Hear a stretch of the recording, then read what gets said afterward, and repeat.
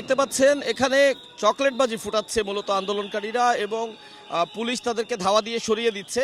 চানখারপুলের এই অংশটিতে আপনার ঢাকা বার্ন ইনস্টিটিউটের যে পেছনের সাইডটি সেখানে এই ঘটনাটি এই মুহূর্তে ঘটছে এবং কিছু সময় আগে যারা আন্দোলনকারীরা একজোট হয়ে ভেতরে প্রবেশ করার চেষ্টা করছিলেন, যা পুলিশ তাদেরকে ছত্রভঙ্গ করে দিয়েছে এবং পুলিশ এই মুহূর্তে তাদের যে জটলাটি সেটি ভেঙে দেওয়ার চেষ্টা করছে।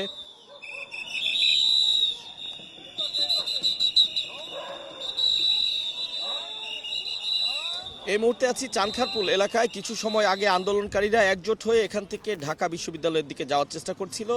যার প্রেক্ষিতে পুলিশ তাদেরকে ছত্রভঙ্গ করে দিয়েছে এবং আমরা এখানে আসার পরে দেখেছি বেশ কয়েকটি ককটেল বিস্ফোরণের ঘটনা ঘটেছে এবং পুলিশও তাদেরকে ছত্রভঙ্গ করে দেওয়ার জন্য তাদেরকে ধাওয়া দেওয়ার এক পর্যায়ে তারা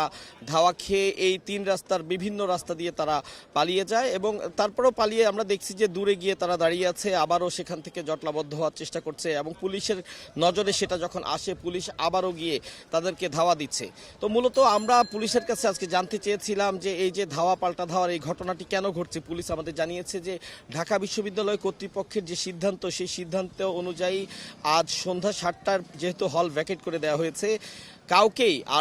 কাউকে এবং কোনো ধরনের জটলা ঢাকা বিশ্ববিদ্যালয় এলাকায় আর ঢাকা বিশ্ববিদ্যালয় কর্তৃপক্ষ অ্যালাউ করছে না। যে নির্দেশনা ঢাকা বিশ্ববিদ্যালয় কর্তৃপক্ষের থেকে পুলিশের কাছেও দেওয়া হয়েছে যে কাউকে যেন জটলাবদ্ধ হতে দেয়া না হয় এবং সেই নির্দেশনা অনুযায়ী আসলে পুলিশ তাদের যে দায়িত্ব সেটি পালন করছে এমনটি আমাদের জানিয়েছেন।